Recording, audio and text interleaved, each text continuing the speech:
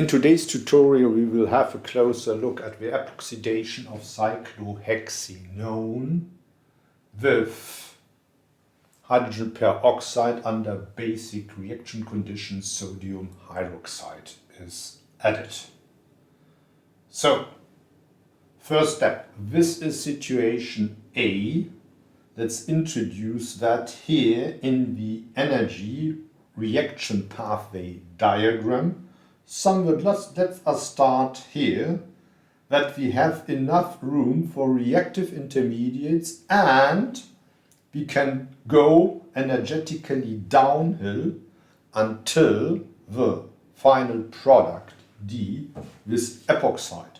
Since this is formed in a rather smooth reaction, it is clear that this is energetically more favored than the starting situation. So, situation A here, situation D there. First step, sodium hydroxide will react with hydrogen peroxide, deprotonating that while the sodium salt of hydrogen peroxide is formed and the equilibrium is far on this side. How can we know?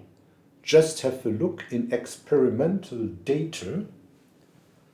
Water is with a pKs of 15.7 clearly less acidic compared to hydrogen peroxide with a pKs of 11.8. So this is on that side, this equilibrium is clearly on that side, and this means this is energetically lower compared to that one. So we have to go energetically downhill to reach situation B. What about situation C? Well, here we have an enolate integrated in this molecule after the conjugate addition of the sodium salt of the hydrogen peroxide to that alpha-beta unsaturated ketone. Well, and to estimate what about the energy level? Well, we could also arrive at an enolate when we have a look at the acidity of a ketone.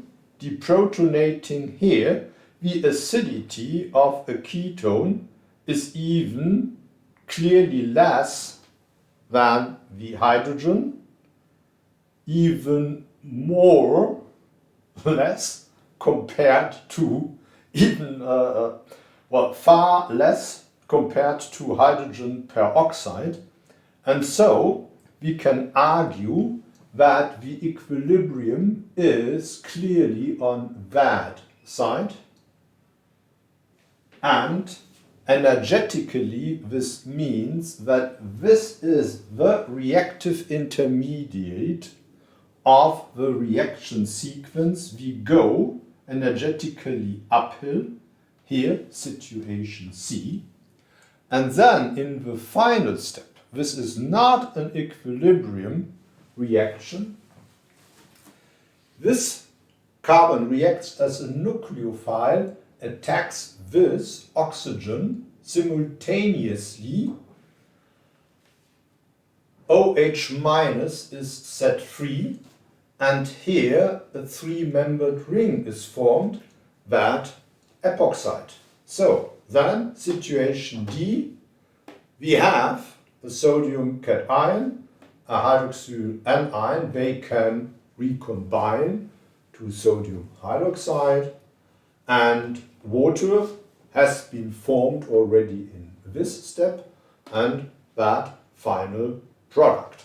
So with the final product, as I said, we should be here energetically downhill compared to A, Well, you might argue, but if I have a look at this molecule and compare it with that strained one, shouldn't be that one energetically uphill? You should not compare just this molecule with that molecule. You should compare the whole situation, including hydrogen peroxide.